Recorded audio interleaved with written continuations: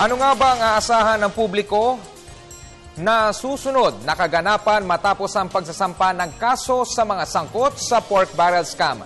Alamin natin ito sa ulat ni Noel Perfecto. Matapos maihain ni Justice Secretary Laila De Lima ang information ng kaso laban sa utak ng 10 bilyong pisong halaga ng Priority Development Assistance Fund scam at sa iba pa mga kakutsaba nito, agad namang isa sa ilalim ni Ombudsman Conchita Carpio Morales sa tinaguriang rational process ng mga ebidensya para suriing maigi ang mga dokumento ng whistleblowers na isinumiti ng mga ito sa National Bureau of Investigation.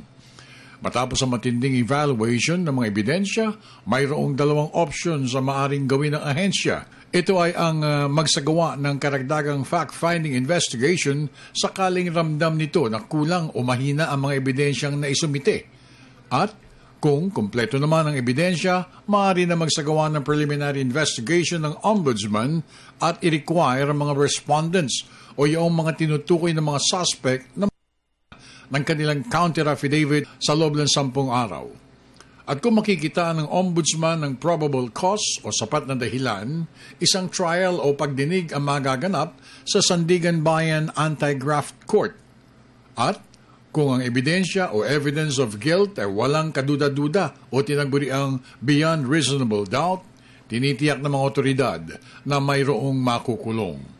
Sa ngayon, 8 personalities na ang nanguna sa bilang ng 38 na sinampahan ng kasong pandarambong ng DOJ sa Ombudsman. Kabilang dito si Janet Lim Napoles at sina Senador Juan Ponce Enrile, Senador Jose Jinggoy Estrada at Senador Ramon Revilla Jr.